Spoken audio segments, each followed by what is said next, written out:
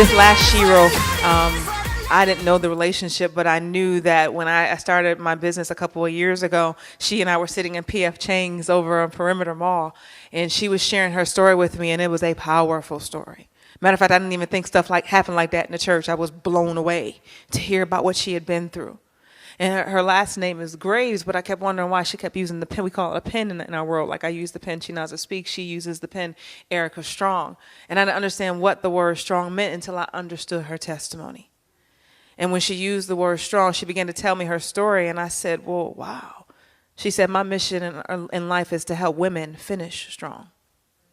And when you hear her story as she shares it, you're going to understand why. Every woman in this room, we are over time. I apologize, we are over schedule, but I'm letting God do what God does this afternoon. So I want you to hear from Erica, because Erica, like me, is another single mom. Erica was married to a pastor who ended up being gay, and the church ended up rejecting her, and I'm going to let her finish that story. But she packed up and left the comfort zone of Bentleys and diamonds and everything she needed to literally understand that it wasn't about the stuff, that she too had to finish strong. And everyone in this room needs to understand that it's not about the stuff you have. It's not about what it looks like right now, because your life can change in the blink of an eye. Robin said it best, it's living in the moment now. And so when you get done hearing Erica, you should be empowered to finish strong. My 8th Shiro, a new beginning, y'all, is Miss Erica finishing strong.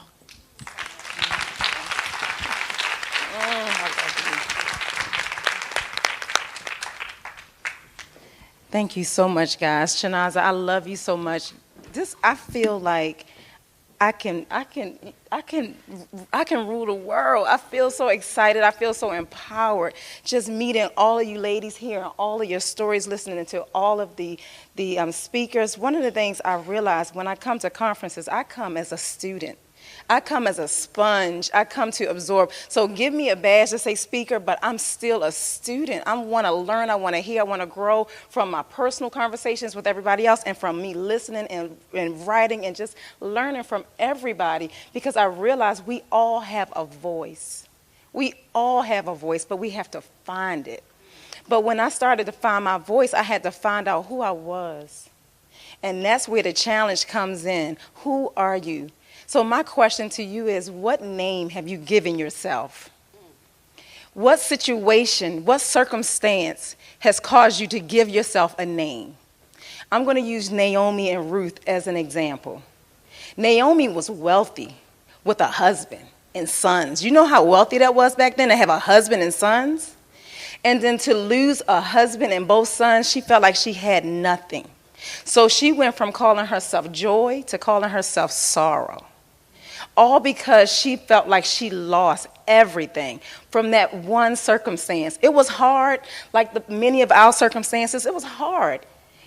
She couldn't imagine her life without her husband and her sons, but it happened. And she named herself Sorrow. So I looked at that story and I started thinking, like, well, what name did I give myself? Because I was abandoned. So is my name abandoned? Is my name betrayed? Is my name lied to? Is my name depressed? Is my name anger? Is my name bitter? Is my name suicide? Because it was plenty of mornings that I woke up mad that I woke up. Isn't that crazy? Usually you wake up and you say, thank God for another day. I woke up like, I'm awake. Why didn't he just kill me? My grief was so heavy and so dark and so deep that I just felt like that pain should have just killed me. I did not want to wake up. I've never done anything to try to kill myself, but I just felt like the pain was going to take me away. Because when you have so many people that you feel like that love you and honor you, then turn on you, especially when you're the one that's going through the pain, he was gay. And he didn't tell me anything. So imagine how I felt about my health. And I'm in church. I think I'm safe. Because prior to this marriage, I was married before. And he left me for an R&B singer who, while we were still married, they were on videos, they were in magazines, they were traveling all over the world, and I felt abandoned and bitter and hurt and depressed. But guess what? 7 years later, here comes my Prince Charming. I just knew this was it for me. So for me to be first lady of a church and everybody loves me and adore me, and I have a lifestyle that I just could not even dream of, I thought surely God gave me this life because I was so obedient with the last one. Because with the last one, I wanted to lash out. With the last one, when Essence wrote an article on their engagement and we were still married, I wrote Essence. Are you kidding me? Do you know he's still married? Do you know he's my husband? Do you know I have children that can read this? Do you understand what you're doing to my life? And right as I was done writing that email and I was about to press send, God said, I am your avenger. I am your avenger. I tried to ignore it. I tried to pretend like I didn't hear it. I tried to pretend like, no, I have to do this for myself because I'm not going to keep letting people do things to me. I need to do something. He said, I am your avenger. I love them too. And when I judge, I don't ask who started it. I deleted every word and cried the entire time. When he showed me the epitome of his love through my pain, I knew what my mission was. Help other people, because it starts with forgiveness and that love that surpasses all understanding. He loved them too. He loved them too. Do you see what they're doing to me? They're the ones that's living in wedlock. They're the ones that's breaking up a family, but you love them too, and you stop me from doing anything to ruin myself, because when he judged you on what you do. You shall reap what you have sown. So when I call myself a name, what do I call myself? What is my name? Because my name can't be bitter. My name can't be sorrow. My name can't be depressed, because he said if he loved them too, what do you think he feel about me? I learned a level of love that I will never be able to express in words. When he say love, it's not pretty. It's not fancy. It's just something you have to do.